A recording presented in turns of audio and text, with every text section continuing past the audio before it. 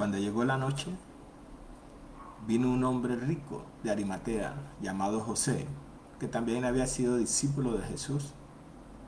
Este fue a Pilato y pidió el cuerpo de Jesús. Entonces Pilato mandó que se le diese el cuerpo.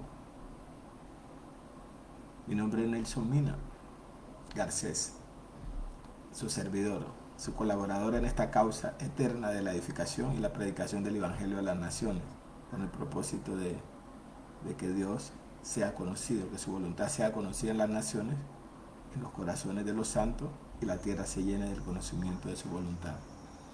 Hoy tengo el honor y el privilegio de compartir la temática modelos de inversionistas en el reino. Y este es el segundo tema de la serie, inversionistas del reino. Hoy vamos a hablar de inversionistas para momentos especiales.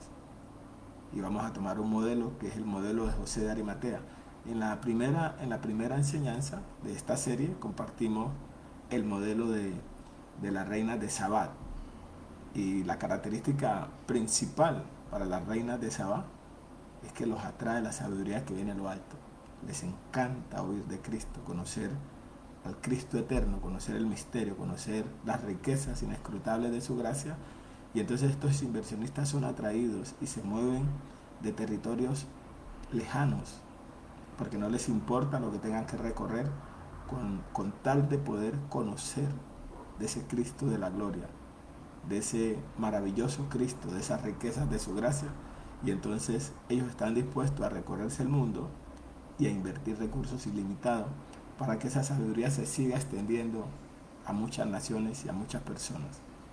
Entonces hoy con esta consigna de poder extender y poder alcanzar a todos esos santos, a todos esos hijos de Dios que en cualquier lugar del planeta tienen una misión específica que se les ha dotado, porque quiero definir lo que es un inversionista en el lenguaje sencillo. Es decir, inversionistas son todos aquellos seres humanos que en todo el universo Dios ha dotado con una capacidad única y especial para llevar a cabo una misión específica en el reino, en cumplimiento de su propósito eterno. Es decir, tienen esa gracia, tienen ese don, tienen ese favor, tienen esa asignación, tienen esa misión, y se les ha depositado en su ADN, lo tienen en su interior. No es una cosa aprendida, sino una genética desarrollada, impartida, una naturaleza que les hace ser inversionistas. Por lo tanto, no lo hacen por necesidad, ni lo hacen por circunstancia o porque lo aprendieron, sino que lo hacen por vocación, porque esa es su misión, esa es su asignación, esa es su misión en el reino. Y lo hacen de manera natural, de manera espontánea, de manera vocacional. Por esa razón, entonces, cuando estos inversionistas operan, ellos no operan ni por manipulación ni por chantaje, ni operan porque estén esperando algo, porque ya lo han recibido todo.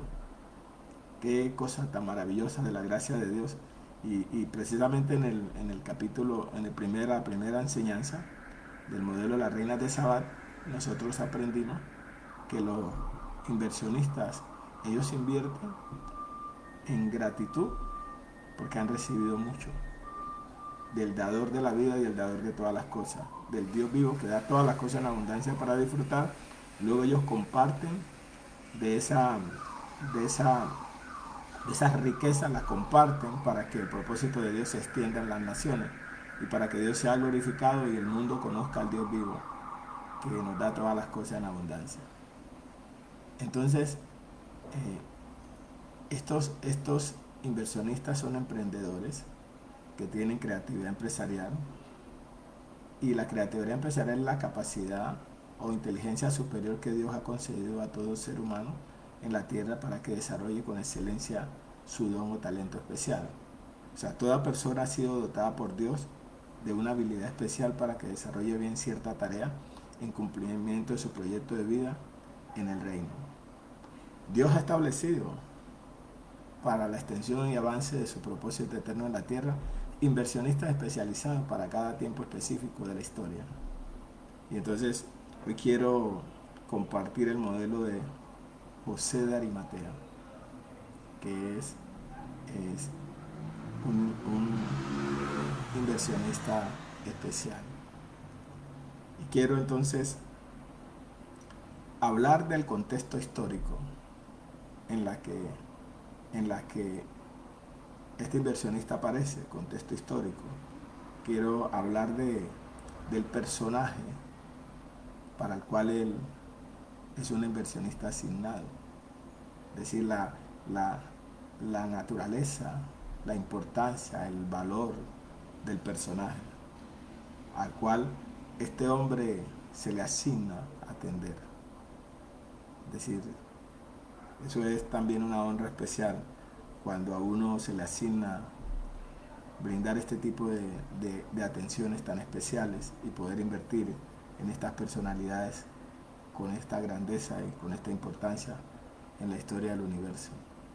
Entonces quiero, para empezar con el tema de José de Arimatea, lo que representa. José de Arimatea representa a todos aquellos empresarios en el mundo que poseen la genética del reino y tienen una gran habilidad para moverse en círculos y ambientes de gran influencia en la sociedad, desarrollando relaciones de alto nivel social y son fieles representantes del propósito de Dios en tiempos oportunos. Es decir, estoy hablando del perfil del inversionista, es decir, el perfil de su círculo. Por eso es que cuando leí el versículo 57 de Mateo 27, dice, cuando llegó la noche vino un hombre rico de Arimatea. Y me llama la atención en la riqueza literaria cuando el Espíritu dice rico, decir rico, un hombre de, de mucha riqueza, de mucha prosperidad, de mucha influencia, de muchas relaciones. O sea, se mueven, tienen la habilidad para moverse en círculos y ambientes de gran influencia en la sociedad, desarrollando relaciones de alto nivel social y son fieles representantes del propósito eterno. Es decir, los detalles proféticos que el Espíritu incorpora en la lectura, en la narrativa bíblica, pues nos hacen a nosotros poder mirar la riqueza literaria y poder nosotros entender la calidad del personaje y también la asignación que tenía que desarrollar. Son inversionistas del reino de alto nivel que hacen las cosas con tanta excelencia y calidad que dejan un legado en la historia del universo. Estoy hablando del perfil del inversionista. Ahora voy también a dedicarle un tiempo para hablar del perfil pero primero voy a seguir hablando del perfil del inversionista y luego voy a hablar del perfil del personaje en el que invirtieron. Ahora, este modelo de José de Arimatea, ellos nacieron para invertir por vocación, sin que les pidan que hagan algo a favor del propósito eterno. Es decir, ellos nacieron para hacer eso. Lo hacen de manera espontánea, de manera natural, de manera generosa, lo hacen con excelencia, con calidad, lo hacen con altura, con grandeza, lo hacen con dignidad, valoran la tarea, reconocen el valor también del personaje que atienden y reconocen el propósito de Dios en su grandeza y majestad. Es decir que esto es un conjunto de cualidades innatas de la genética de los hijos del reino. O sea, nacieron para invertir por vocación sin que se les pida que hagan algo a favor del propósito eterno. La oportunidad se presenta cuando un momento de reino se activa. La muerte de Jesús activó su misión más estelar en su vida. ¿Sí?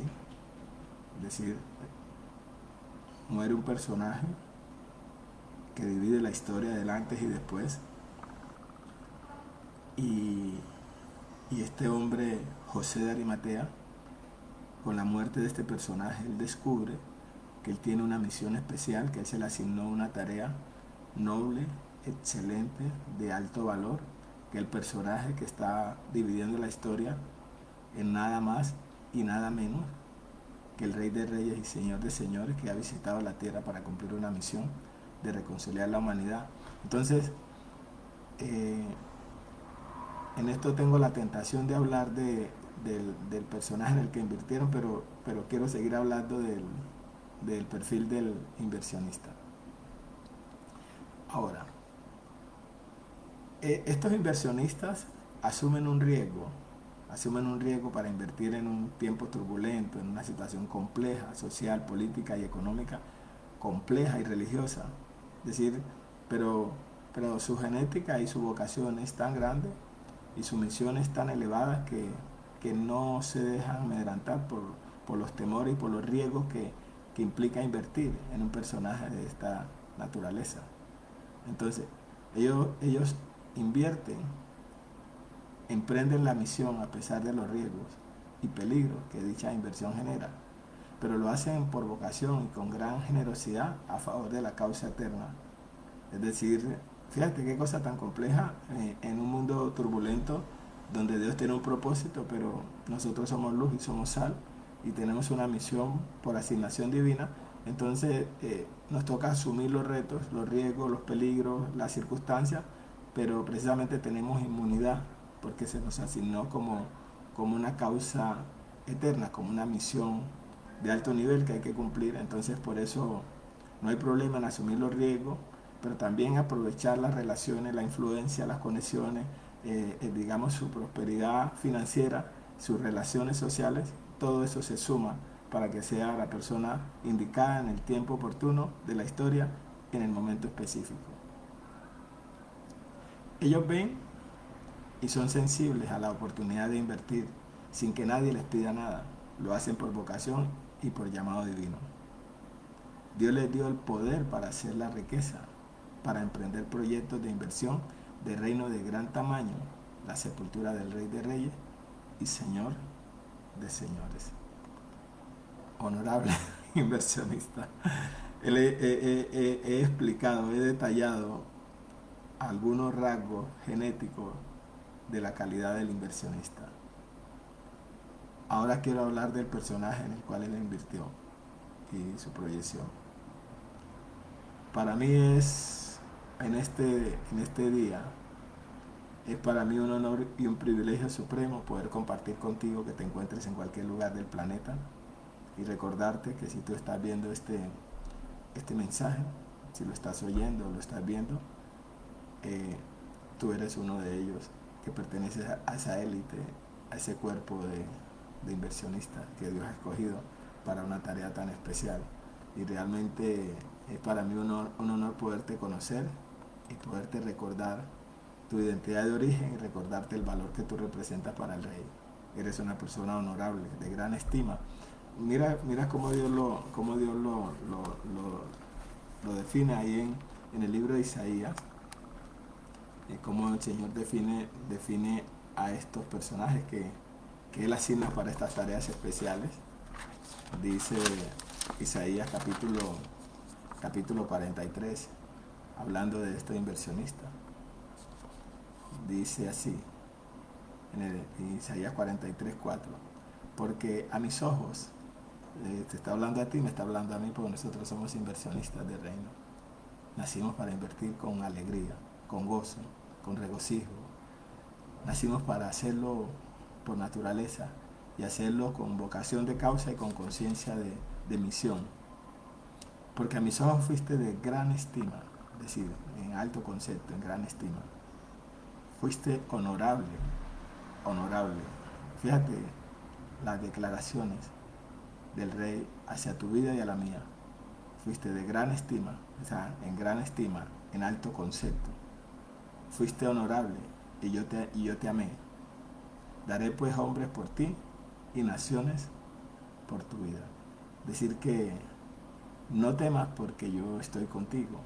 Del oriente traeré tu generación y del occidente te recogeré. Diré al norte, da acá, y al sur, no te detengas. Trae de lejos a mis hijos y mis hijas de los confines de la tierra, todos los llamados de mi nombre. Para gloria mía los he creado, los llamé y los hice. Y en el 21, salto al 21, un salto inteligente. Este pueblo he creado para mí, mis alabanzas publicará. Inversionistas por genética. Inversionistas para momentos especiales. Inversionistas especiales en misiones y causas. Ahora quiero hablar del perfil en el que este inversionista invirtió de la manera tan generosa y tan especial. Y para eso me quiero remitir a la historia. Dios ha profetizado, Isaías capítulo 53, ha profetizado, dice, Dios ha profetizado los acontecimientos futuros a través de los profetas. Entonces, Jesús es el hombre de la historia en el cual José de Arimatea invierte. Este personaje vivo era un problema porque vino a cambiar la cultura de la forma de ejercer el evangelio. También vino a reconciliar la humanidad con el Rey de Reyes y Señor de Señores. Vino a reconciliar el cielo con la tierra. Entonces vino a hacer una obra humanitaria de alto nivel, y en esa obra tenía que ir a la cruz, pagar un precio con su vida para poder redimir a la humanidad y regresar a los hombres a su fuente de origen. ¿Por qué? Porque dice en el Isaías capítulo 53, en el versículo 6, dice, todos nosotros nos descarriamos como oveja. La pregunta es, ¿en dónde nos descarriamos? En Adán. Por eso en Adán todos mueren. Y lo que quiero explicarte de este personaje, sobre el cual José de Arimatea invierte, es Jesús, el Rey. Nosotros nos descarriamos en Adán, pero fuimos reconciliados en Cristo. Y para eso había que hacer un sacrificio, y ese sacrificio exigía la muerte. Ahora, en Adán todos mueren, pero en Cristo todos somos vivificados. Ahora, Él iba a ser el cordero sustituto y se iba a poner como cordero, porque recuerda que antes, por el pecado de los hombres, pagaban los animales. El hombre pecaba y el animal pagaba. Y así se hizo durante muchos años. Se estuvieron haciendo sacrificios de animales, sacrificios de sangre para perdonar temporalmente el pecado de la humanidad durante los tiempos después de la muerte de Adán en el Edén. Cuando Adán muere, muere toda su generación, y Dios, para poder perdonar al hombre, exigía un sacrificio de sangre, que era un animal que se sacrificaba, y ese perdón se otorgaba por un año. Pero luego había que hacer otra vez el mismo sacrificio, y así se tuvo que hacer muchísimos sacrificios durante muchos años. Y por eso el libro de Hebreos narra de estos sacrificios que se hacían constantemente, pero los sacrificios solamente le recordaban a los hombres que eran pecadores, no les resolvía el problema, no les sacaba, no les cambiaba la naturaleza, no los regeneraba para que ellos pudieran salir de la condición de pecadores a ser santos, a tener una naturaleza pecaminosa, a tener una naturaleza santa. Es decir, esos sacrificios no ayudaban a resolver el problema de fondo, solamente lo cubrían de manera temporal, y así se hizo durante muchos años. Entonces el apóstol Pablo, voy a leerte allí en Hebreos 10, porque estoy hablando del perfil del personaje en el que se invirtió, y entonces ahora cerramos esta enseñanza para que te quede a ti, que eres un hijo del Altísimo, te quede a ti una claridad de este acontecimiento de inversión. En Hebreos 10 dice así: porque la ley, teniendo la sombra de los bienes venideros, no la imagen misma de las cosas, nunca puede, por los mismos sacrificios que se ofrecen continuamente cada año, hacer perfecto a los que se acercan. Es decir, sacrificios temporales, sacrificios imperfectos, sacrificios incompletos, hasta que viniera la simiente que iba con un solo sacrificio a acabar con esos sacrificios. Entonces, dice ahí, de otra manera cesarían de ofrecerse, pues los que tributan este culto limpios una vez no tendrían ya más conciencia de pecado. Pero en estos sacrificios cada año se hace memoria de los pecados, porque la sangre de los toros y de los machos cabríos no pueden quitar los pecados. Por lo cual, entrando en el mundo, dice, sacrificio y ofrenda no quisiste, mas me preparaste cuerpo. Holocausto y expiaciones por el pecado no te agradaron. Entonces dije, he aquí que vengo a Dios para hacer tu voluntad, como en el rollo del libro está escrito, diciendo, primero, sacrificio y ofrenda y holocausto y expiaciones por el pecado no quisiste, ni te agradaron, las cuales cosas se ofrecen según la ley. O sea, esta era los ritos, las ceremonias y la demanda legal que había para tratar de perdonar o descubrir el pecado de los hombres hasta que viniera la simiente a cual fue hecha la promesa. Y dice en el versículo 9, y diciendo luego, he aquí que vengo, oh Dios, para hacer tu voluntad. Quita lo primero, que quita la ley de los sacrificios, quita los holocaustos, quita las expiaciones, quita el sacrificio de animales, quita la muerte de animales y establece lo segundo, para establecer esto último, lo segundo. En esa voluntad somos santificados mediante la ofrenda del cuerpo de Jesucristo, hecha una vez para siempre. Ahora dice, y ciertamente todo sacerdote día tras día está ministrando y ofreciendo muchas veces los mismos sacrificios que nunca pueden quitar los pecados. Pero Cristo, habiendo ofrecido una vez para siempre un solo sacrificio por el pecado, se ha sentado a la diestra de Dios. Porque con una sola ofrenda hizo perfecto para siempre a los santificados. Ahora, esto que yo estoy leyendo aquí, porque estoy leyendo el contexto histórico del personaje sobre el cual se iba a hacer esa inversión por parte de José de Arimatea, esto que estoy leyendo es el valor y contenido del sacrificio, del nuevo sacrificio, que va a ser uno solo para siempre. Al hacerlo uno solo para siempre, este iba a acabar con el negocio de los sacrificios, porque la conciencia de los hombres de pecado había hecho que los sacrificios se convirtieran en una rutina repetitiva, pero que ya los hombres no tenían conciencia de cambio, de simplemente hacerlo, y hasta el punto que eso se convirtió en un negocio comercial.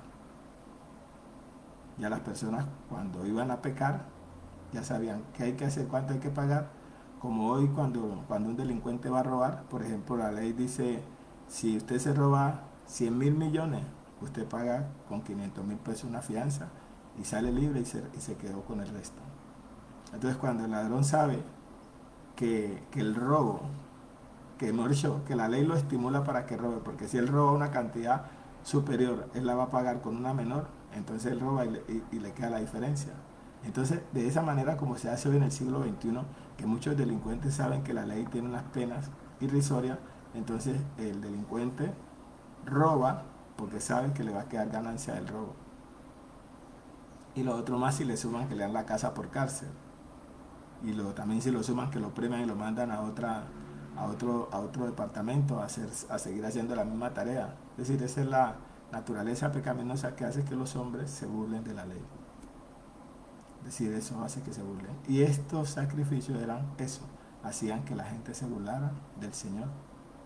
Por eso el Señor determina hacer un corte final, radical, y acabar con esos sacrificios. Pero los que ya tenían el negocio de la ganadería, para ellos esa era una ofensa.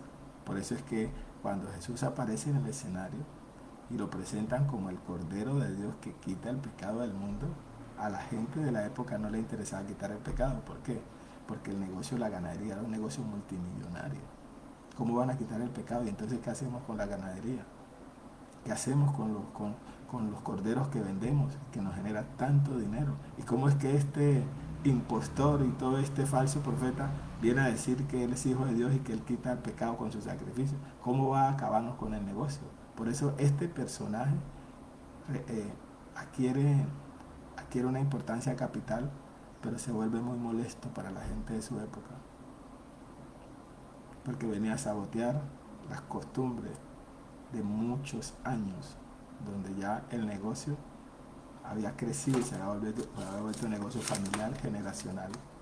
Entonces Dios, sabiendo que necesitaba cortar con eso, es que decide enviar al Cordero de Dios que quita el pecado, porque los otros no quitaban, simplemente lo cubrían, y lo cubrían por un tiempo de un año, pero luego seguían pecando y luego seguía el negocio y había que hacer más sacrificios.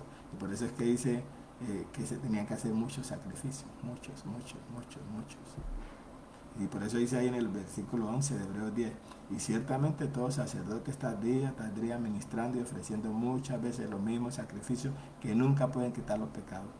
Ahora, esto que te hablo hoy, y te lo tengo que hablar a ti que eres un verdadero hijo en la fe, que eres amante de la verdad, que enseña verdad, que practica la verdad, que te gusta la verdad, que a ti te hablo esto, ¿por qué? Porque para muchos hoy los sacrificios de esta naturaleza siguen siendo un negocio y siguen manipulando la conciencia de mucha gente y sacándole dinero con cosas que no están vigentes. Por eso era que el personaje del Rey Jesús en ese entonces se convirtió en un problema para los religiosos de la época y para todo el sistema político y para todo el sistema religioso y social, porque él venía a cambiar la cultura y también venía a afectar la economía de los, de los faraones que se habían vuelto millonarios vendiendo los animales, los corderos, los sacrificios. Por eso es que quiero que tengas un contexto y una visión panorámica del personaje, del perfil del personaje, para entender de qué es que se trataba el asunto. Y por qué es que José de Arimatea es un inversionista de características especiales, porque este invierte para una causa eterna que tiene que ver con las generaciones.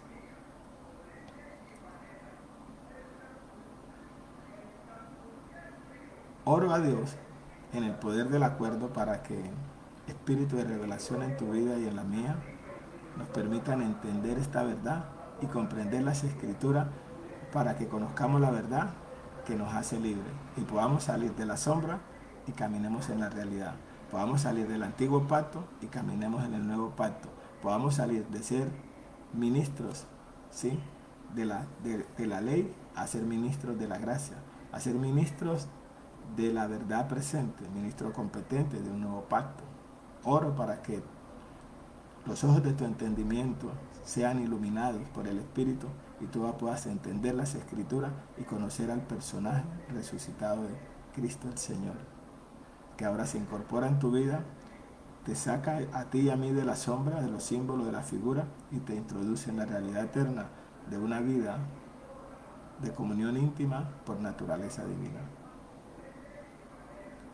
Ese es el valor, la importancia de esta enseñanza, que tiene que ver con entender el perfil del personaje sobre el cual se invirtió. Ahora quiero explicarte lo siguiente.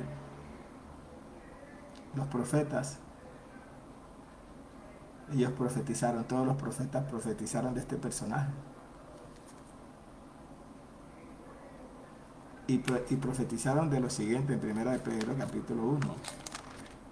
Dice así, 1 de Pedro 1:10.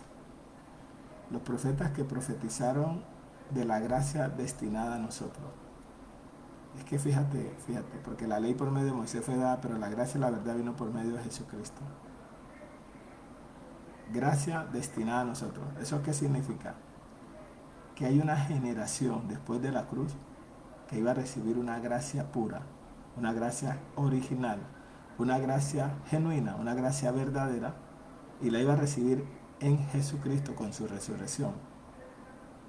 Ahora, ¿en qué iba a invertir el inversionista? Iba a invertir en la etapa final del ciclo de corte de la última actividad de la cruz, que es la sepultura, para que cuando resucitara, esta gracia destinada a nosotros nos alcanzara. Y este iba a ser un inversionista del ciclo final, de la última etapa del Cordero que iba a ser sepultado. El Cordero de Dios que quita el pecado del mundo. ¿Por qué Jesús se convirtió en una amenaza para la gente de su generación? Porque Jesús vino a acabar con el negocio y vino a acabar con la hipocresía de los hombres que aparentemente decían conocer a Cristo, pero cuando Él vino en vivo e indirecto no lo conocían y convirtieron el Evangelio en un negocio.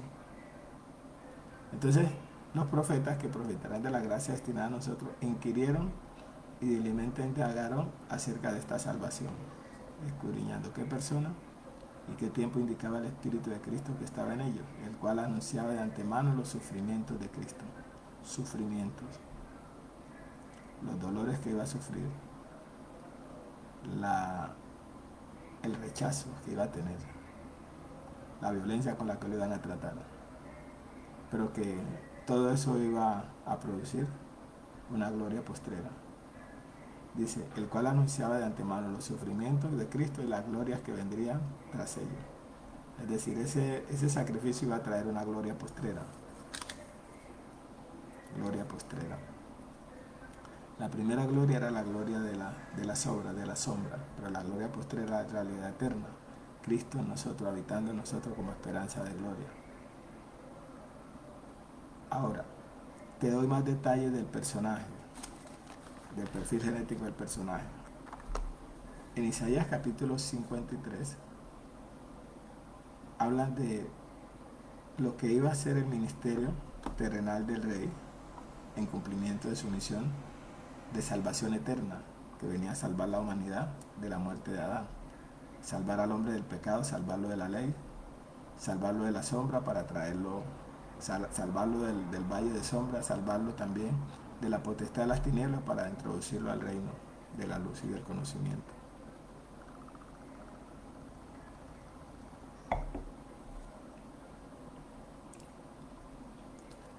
Entonces el profeta Isaías tiene una visión profética de este acontecimiento y narra los detalles que iba a vivir este personaje en su ministerio terrenal. Pero esto lo está hablando 800, 900 años antes de que el personaje, porque él no lo conoció personal, ni tampoco iba a vivir en esa época, pero escribió de una manera muy detallada todos los acontecimientos que iba a vivir este personaje llamado el Rey Jesús allá en la vida terrenal, en cumplimiento de su ministerio. Dice ahí, ¿quién ha creído a nuestro anuncio? Estoy hablando de Isaías 53. ¿Y sobre quién se ha manifestado el brazo del Señor? Subirá cual renuevo delante de él, y como raíz de tierra seca, no hay parecer en él ni hermosura. Le veremos más sin atractivo para que le deseemos. Es decir, lo iban a tratar violentamente de una forma realmente muy... Ahora él sigue dando detalles, porque te estoy contando el anuncio profético anticipado de los hechos que iban a pasar después. Despreciado y desechado entre los hombres, varón de dolores, experimentado en quebranto, y como que escondimos de él el rostro, fue menospreciado y no lo estimamos. Ciertamente llevó él nuestras enfermedades y sufrió nuestros dolores, y nosotros le tuvimos por azotado, por herido de Dios y abatido.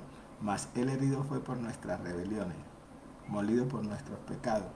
El castigo de nuestra paz fue sobre él, y por su llaga fuimos nosotros curados. Todos nosotros nos descarriamos como ovejas, cada cual se apartó por su camino, mas el Señor cargó en Jesús el pecado de todos nosotros. Es decir, él iba a ser el cordero sustituto que quitaba el pecado, porque los otros corderos eran corderos temporales que lo perdonaban y lo cubrían, pero por un año. Pero luego el hombre seguía pecando y seguía pecando hasta que eso se convirtió en un negocio. Se convirtió en un negocio. Pero este venía a quitar el pecado del mundo. Cuando este aparece para quitar el pecado del mundo, ahí es que se convierte en una amenaza para la sociedad de ese entonces. Y por eso es que esta gente de esa época reaccionó de esa manera tan violenta. Y hubo una conspiración entre los gobernantes y los sacerdotes y los ancianos del pueblo, una conspiración para llevarlo a él a la cruz. Pero esta conspiración, que era conspiración de lo político, con lo religioso y con lo social, era simplemente el cumplimiento de lo que ya Dios había dicho que iba a pasar, que iban a conspirar, pero que estaban era dándole cumplimiento a lo que Dios había establecido, a la obra maestra de que Dios había establecido, ¿sí? Entonces, estaba pasando lo que Dios ya había dicho. Quiero leerte y ahora te muestro el tema de quienes conspiraron y cómo ellos conspiraron a favor del propósito, para que veas que cuando hablamos del tema de inversionista, esto es una gama de alto nivel, y luego cuando sigamos desarrollando los modelos de inversionistas, vamos a seguir viendo que estos que conspiraron, por ejemplo Poncio, los principales sacerdotes, los ancianos, ellos fueron inversionistas en la causa eterna sin saber. Ellos pensaron que estaban obrando mal, pero estaban haciéndole un favor a Dios en cumplimiento de lo que Dios había establecido. Por eso es que la palabra dice que los que amamos a Dios, todas las cosas nos ayudan a bien. Es decir, una vez que Dios nos llama a su propósito, nos pone por encima del bien y el mal. Porque si nos pasa mal, nos sirve para bien. Y si nos pasa bien, nos sirve para bien. Nos pone por encima del bien y el mal. Dice ahí cómo iba a vivir la experiencia de su ministerio en cumplimiento de su etapa final. Angustiado él y afligido no abrió su boca, como cordero fue llevado al matadero, y como oveja delante de sus trasquiladores enmudeció y no abrió su boca. Por cárcel y por juicio fue quitado, y su generación, ¿quién la contará?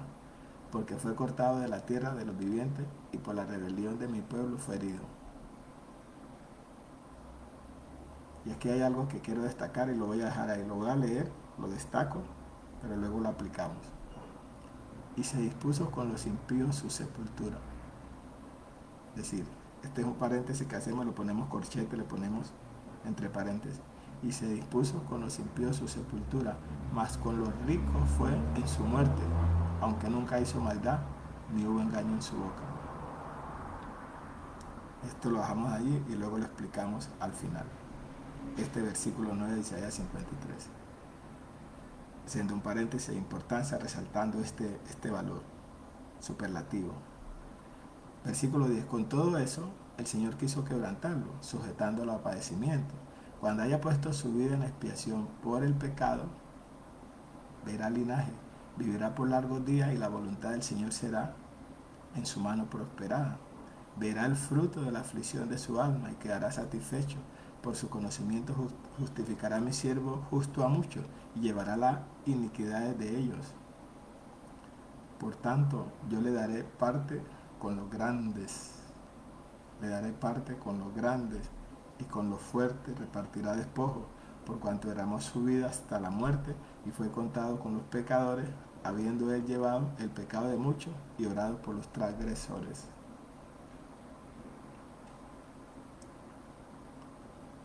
Cuando este cordero, que quiero explicarte algo también de alto valor en de este cordero. Cuando este cordero que quita el pecado aparece en el mundo, cuando lo presentan, y aquí el cordero de Dios que quita el pecado del mundo, inmediatamente hay una conspiración, porque él se convirtió en una amenaza para el negocio de la ganadería. Entonces quiero leer Hechos capítulo 2, Hechos capítulo 2 para explicar el 4. Dice así, hablando de estos eventos. En el Salmo, primero voy a leer el Salmo 2, y del Salmo 2 entonces saltamos al libro de los Hechos para explicar lo que te quiero decir. Cómo su ministerio generó una conspiración, porque él vino a mover los cimientos de lo político, de lo social, de lo cultural, de lo militar, vino a mover los cimientos de lo religioso, porque había un monopolio. Dice ahí en el libro del Salmo capítulo 2, ¿por qué se amotinan las gentes y los pueblos piensan cosas vanas? Se levantarán los reyes de la tierra y príncipes consultarán unidos contra el Señor y contra su ungido, diciendo, rompamos su ligadura y echemos de nosotros sus cuerdas. El que mora en los cielos se reirá, el Señor se burlará de ellos, luego hablará a ellos en su furor y los turbará con su ira. Pero yo he puesto a mi rey sobre Sión, mi santo monte. Yo publicaré el decreto, el Señor me ha dicho, mi hijo eres tú, yo te he engendrado hoy. ¿Qué quiere decir? Que esto que narra aquí el salmista es también profético del acontecimiento del cumplimiento del ministerio de Jesús. Y ahora sí me voy a ir a Hechos capítulo 4, en el versículo 25, para, para mirar esta conspiración, porque aquí ya se define quiénes son los personajes que se unieron en conspiración. Dice ahí en el versículo 25, porque por boca de David, tu siervo, dijiste, ¿por qué se amotinan las gentes y los pueblos piensan cosas vanas? Se reunieron los reyes de la tierra y los príncipes se juntaron en uno contra el Señor y contra su Cristo. Es decir, ya va a definir en el cumplimiento del tiempo quiénes fueron los que conspiraron para llevar a la cruz al. Dice así, porque verdaderamente se unieron en esta ciudad contra tu santo Hijo Jesús, a quien ungiste Herodes y Poncio Pilato, es decir, gobernantes, con los gentiles, es decir, el pueblo, y el pueblo de Israel, es decir, el pueblo de Israel, los que tenían la ley como norma de vida, para hacer cuanto tu mano y tu consejo habían antes determinado que sucediera. Es decir, cuando estos conspiran, porque Jesús vino a provocar a la gente de su generación con un cambio profundo, porque venía a cambiar la cultura, la forma de hacer la vida espiritual, venía a quitar la sombra, venía a quitar la hipocresía, venía a quitar la manipulación, venía a quitar el negocio, venía a quitar la ceguera espiritual y venía a mostrar la realidad eterna del Cristo de la gloria, del Evangelio como un estilo de vida, pero como ya habían gente que vivía de eso y habían convertido el Evangelio en una mercadería, Él se convierte en una amenaza. ¿Sí? Se convierte en una amenaza, en un saboteador de un sistema de comercial. Y estos sacerdotes han convertido eso en un negocio millonario. Por eso es que cuando Él voltea las mesas, en uno de los pasajes, cuando el Señor voltea la mesa, me llamó la atención cuando volteó la mesa, ¿sí? Y lo que me llama la atención es que, como habían convertido en mercadería el Evangelio, el Señor voltea la mesa. Quiero leer ahí en Juan, capítulo 2, porque esto que yo estoy leyendo, que es histórico, pero que hoy es igual. Millones de personas son esclavos de los ritos y las ceremonias. Millones de personas viven pagando sacrificios para que les liberen sus muertos, y viven pagando grandes sumas de dinero para que les saquen sus muertos del purgatorio y para que les den cosas, porque les venden promesas. O sea, el negocio de las promesas, eso se volvió un negocio millonario. La gente paga por las promesas y la gente hace penitencia, se sube a una montaña, se va a un monte, hace cosas. Y también la gente hace promesas en los lugares de reunión. Les venden las promesas, eso es un negocio tremendo. Tú y yo ya no vivimos por promesas, nosotros somos hijos y herederos, porque en Cristo todas las promesas son sí, en Él amén. Y entonces Él cumplió todas las promesas para que nosotros heredáramos. Ahora somos herederos, somos hijos y herederos de la herencia eterna, ya no vivimos por promesas. Pero el negocio de las promesas sigue, la gente sigue vendiendo promesas. Y le venden promesas a la gente, y la gente con las promesas está dispuesta a dar cualquier cantidad de dinero por las promesas, porque ese es un negocio también, el negocio de las promesas, la mercadería. Por eso el apóstol Pedro dice que hubo falsos profetas como habrá falsos maestros, y que harán mercadería con el Evangelio. Hoy en día son empresas, máquinas de hacer dinero con los métodos humanos que no son bíblicos. O sea, faraones modernos que esclavizan a los pueblos así como los esclavizaban antes. Por eso es que ese sacrificio vino a romper con ese monopolio y con ese engaño que esos faraones tenían del pueblo. Vino a romper. Por eso es que este hombre se convierte en un personaje indeseable, una persona no grata, un enemigo público en la historia. Pero José de Arimatea tenía una comisión y dijo: tranquilo, él no es enemigo público, él es el Salvador del mundo, él es el verdadero Dios, y él viene a reconciliar a la humanidad con el cielo, con lo de arriba. Y aunque estos hombres hayan convertido esto en un negocio, yo estoy dispuesto a invertir con generosidad, con libertad, con gozo, con alegría en este personaje que viene a partir de la historia. Él es especial para mí, él es mi diseñador. Entonces, fíjate todo lo que pasaba, porque hoy la mercadería está vigente como nunca antes. Empresas, máquinas de hacer dinero con métodos, métodos donde millones de personas son esclavos de esos métodos. Les venden promesa, les venden sacrificio, les venden cosas para que esas personas conozcan a Dios. Y eso era lo que vino a quitar Jesús. Quitar lo primero, quitar la sombra, quitar los símbolos, quitar las promesas, quitar la ley para que no se manipulara con la ley.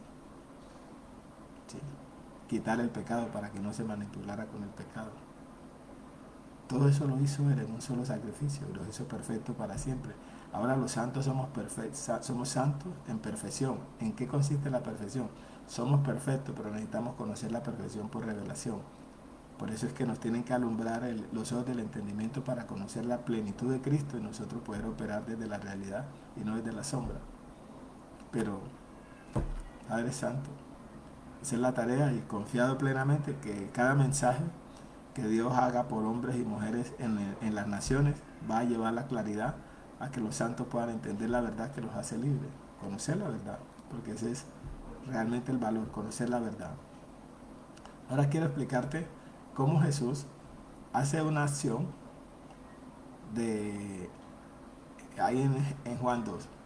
Estaba cerca la Pascua de los judíos y subió Jesús a Jerusalén y halló en el templo a los que vendían bueyes, ovejas y palomas y los cambistas allí sentados. impresionante el cinismo de los hombres, cómo convierten el evangelio en una mercadería. Fíjate que él subió a Jerusalén y halló en el templo a los que vendían bueyes, ovejas y palomas. Recuerda que este personaje es el Cordero de Dios que quita el pecado del mundo. Estos sacrificios ya no iban a ser válidos. Estos eran vendedores de sacrificios, vendedores de animales para los sacrificios. Pero ese personaje que llegó ahí era el Cordero de Dios que iba a quitar el pecado del mundo para que no hubiera necesidad de hacer esos sacrificios y se acababa este negocio. Por eso es que nosotros cuando predicamos estos mensajes, por eso también nos convertimos en enemigo público hoy. Y por eso se molesta mucha gente. ¿Sí? Porque hablamos de estas cosas y se molestan porque piensan que es una situación personal. No, no, no. Esto es una causa de un propósito eterno y lo que queremos es dar a conocer la realidad del Rey para que los pueblos sean libres y la gente pueda prosperar y no vivan esclavos de los sistemas de los hombres. Eso es lo que se busca con estos mensajes. Simplemente esto no es un ataque personal, sino simplemente mostrar una realidad del Evangelio del Reino para que la gente pueda vivir en libertad. Porque a la libertad fuimos llamados en Cristo. Entonces, y halló en el templo a los que vendían bueyes, ovejas y palomas, y a los cambistas allí sentados. Y haciendo un azote de cuerdas, echó fuera del templo. Mira, el negocio, la mercadería, habían convertido el lugar de reunión en una casa de mercado. Ese es el cinismo. Cualquier parecido con la realidad es cumplimiento profético. Hoy, siglo XXI. Se ve lo mismo. Lo que pasa es que no se usan los animales, sino que se usan otros métodos, otras formas. Pero se engaña al pueblo con las sombras, con las promesas, con el pecado, con la ley, y se manipula al pueblo. Faraones modernos, que son máquinas de hacer dinero. Máquinas de hacer dinero para construir las ciudades de almacenaje, Pitón y Ramasés, como hacía el faraón allá en Egipto. Una máquina de hacer dinero con unos esclavos que le producían ilimitadamente. Y él tenía sus ciudades de almacenaje. Hoy se hace, igualmente, se hipoteca las generaciones con la construcción de lugares, cuando Dios lo que quiere salvar son las vidas de las personas. Porque Dios ya no habita en los lugares, Dios habita en las personas. Antes se manifestaba en un lugar y a eso le llamaban el templo, donde el Señor se manifestaba. Pero ahora el templo somos nosotros. Ya Dios no está en preferencia de lugares, sino que Dios está en preferencia de corazones. Y haciendo un azote de cuerdas, echó fuera del templo a todos y las ovejas y los bueyes, y esparció las monedas de los cambistas y volcó las mesas, y dijo a los que vendían palomas: quitad de aquí esto, y no hagan de la casa de mi padre casa de mercado. Entonces se acordaron sus discípulos de que está escrito: el celo de tu casa me consume. Y los judíos respondieron y le dijeron: ¿qué señal nos muestras ya que haces esto? Respondió Jesús y les dijo: destruí este templo y en 3 días lo levantaré. Este era su sacrificio, su ciclo, en 3 días. Dijeron luego los judíos: en 46 años fue edificado este templo y tú en 3 días lo levantarás. Mas él hablaba del templo de su cuerpo. La ceguera espiritual no permite entender el lenguaje del reino, y mientras la persona tenga un velo en su corazón, se le habla la realidad, pero sigue con la sombra. Se le habla del original y la persona sigue con la foto. Se le habla del nuevo pacto y la persona sigue con el antiguo, hasta que se conviertan al Señor y el velo se quitará. Gracias, Señor, por romper el velo de nuestras vidas, por alumbrar los ojos de nuestro entendimiento y por darnos a conocer la verdad, la realidad eterna de la resurrección del Cordero. Entonces quiero terminar con lo siguiente. Ahora ya primero hablamos del perfil del inversionista, y aquí estamos hablando del perfil del ser en el cual invirtió. Y ahora sí me remito, para completar esta enseñanza, me remito al pasaje con el que empezamos. En Juan capítulo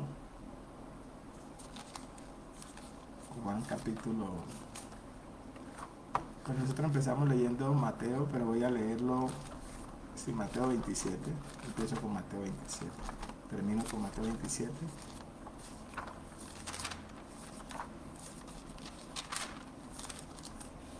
Dice así: ya tenemos el perfil del inversionista y el perfil del ser en el que él invirtió. Ya tú sabes cuál es la historia, cuál es el asunto, de qué se trata el personaje, su importancia. Ahora, ya sabemos también la conspiración que hubo contra él, cómo conspiraron los principales sacerdotes, los ancianos, el pueblo, los judíos y los gobernantes. Conspiraron para hacer lo que Dios había determinado. Ahora, Jesús vivo era un problema y muerto era peor, porque como él había dicho que iba a resucitar al tercer día, entonces se volvió un muerto peligroso. Un muerto que era tan peligroso, este muerto, que mira lo que tuvieron que hacer con este muerto. Es decir, yo en la historia de mi vida no he visto nunca que le tengan miedo a un muerto. Ellos le tenían miedo en su vida, en vida, y le tenían miedo cuando murió. Y al tenerle miedo cuando murió, tuvieron que ponerle una vigilancia privada 24/7. Dice ahí en Mateo 27, 62. Al día siguiente, que es después de la preparación, se reunieron los principales sacerdotes y los fariseos ante Pilato, diciendo: Señor, nos acordamos que aquel engañador, mire cómo lo reconocían, como aquel engañador. ¿Por qué le decían que era el engañador?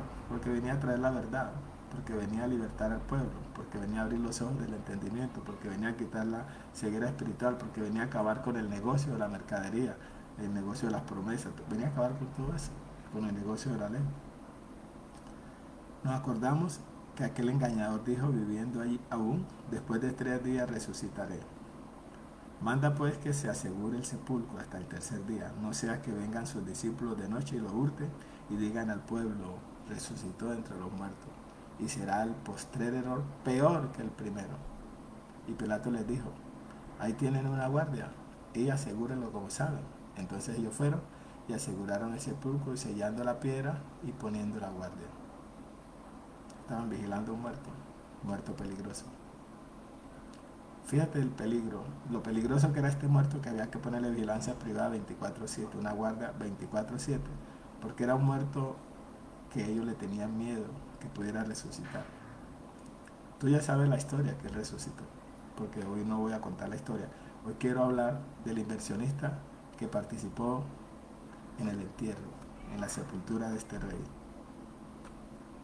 porque este inversionista es que quiero hoy hablar, y por eso tuve que hacer el contexto histórico del personaje, del perfil del personaje. Mateo 27, 57. Cuando llegó la noche, vino un hombre rico de Arimatea, llamado José, que también había sido discípulo de Jesús. Este fue a Pilato y pidió el cuerpo de Jesús. Entonces Pilato mandó que se le diese el cuerpo. Ese cuerpo era un problema, porque si vivo era un problema, muerto también era un problema. Y te voy a decir por qué. Ahora yo te dije que destacaras Isaías 53:9. Dice, se dispuso con los impíos. Lo leo Isaías 53, que te dije que le pusieras un corchete, o sea, entre paréntesis, porque quería destacar esto. Ahí en el 9, y se dispuso con los impíos su sepultura, mas con los ricos fue en su muerte. Es decir, el plan de ellos, para humillarlo en extremo, era que lo iban a enterrar en una fosa común, como NN. Pero Dios había dispuesto que lo iba a enterrar un millonario, y que iba a estar en una tumba de lujo, que iba a estar en una tumba de clase alta, que iba a estar en un mausoleo donde se sepultan reyes, personajes de la historia.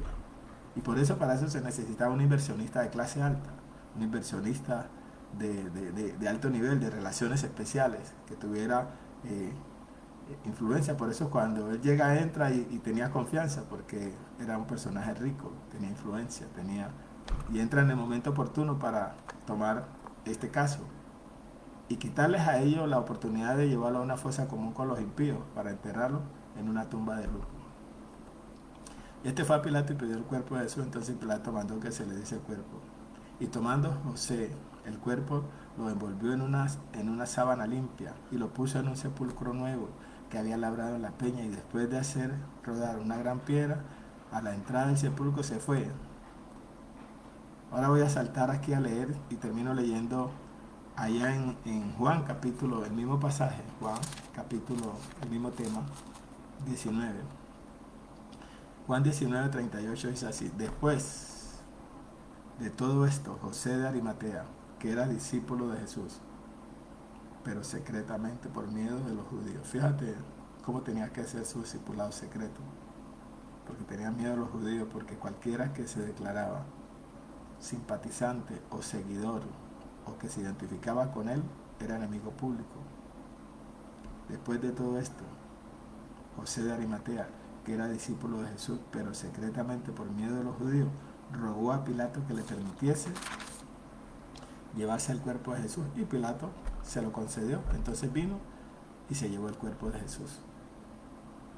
También Nicodemo, el que antes había visitado a Jesús de noche, vino trayendo un compuesto de mirra y de aloes como 100 libras. Tomando pues el cuerpo de Jesús, lo envolvieron en lienzos con especias aromáticas, según la costumbre sepultar entre los judíos. Y en el lugar donde había sido crucificado había un huerto. Todos estos son detalles, pero bonitos, preciosos. Un huerto, es decir, en un jardín, en un mausoleo, en una tumba para ricos. Es decir, este era un preso, era un muerto de lujo, un muerto fino, de clase alta, que necesitaba ser enterrado con honores, con altura, con grandeza, con dignidad. Por eso es un hombre rico, de clase social alta, de relaciones de influencia.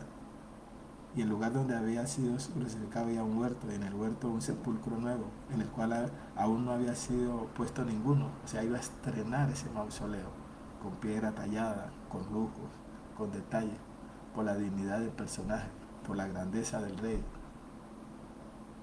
Así es que opera nuestro rey, por lo alto, clase alta, fino, de clase alta. Y por eso tiene que haber inversionistas finos y de clase alta que hagan sepelios con honores a personajes de altura. Y había un huerto ¿sí? Allí pues, por causa de la preparación de la Pascua de los judíos y porque aquel sepulcro estaba cerca, pusieron a Jesús. Este es José de Arimatea, el que inversionista de momentos especiales, inversionista para personaje especial, inversionista para influenciar generaciones, porque estaba invirtiendo en el Rey de Reyes, Señor de Señores, cuando Jesús era una amenaza y su cuerpo también era una amenaza. Había un hombre que había sido asignado para darle una sepultura de lujo, un entierro de primera clase, una tumba tallada, un huerto, un jardín donde iban a poner al rey. Así son los inversionistas y ellos aparecen en el momento oportuno. Este es el modelo de José de Arimatea. Me gozo de compartir y espero que todo esto que hemos compartido en esta enseñanza se te amplíe, porque sé que cuando lo leas el espíritu va a ser muy rico de ampliarte muchas cosas, porque de todas formas esto tiene mucha riqueza, pero hoy hemos tratado de sintetizarla. Mi nombre es Nelson Mina, te puedes comunicar conmigo al 318-856-6817. Estamos para servirte y esperamos saber de ti. Nos puedes escribir también por el Face, por el YouTube, o también nos puedes escribir por el Instagram. Estamos para servirte, atento, para seguir compartiendo contigo esta riqueza de la gracia. Nos vemos entonces en la próxima enseñanza de modelos de inversionistas en el reino. Te declaro a ti, a tu familia y tu ministerio como un inversionista de alto nivel, fino y de clase alta, y que estás diseñado para la grandeza, y que Dios te asignó potencial y capacidad para hacer tareas que marquen destino de naciones y de generaciones.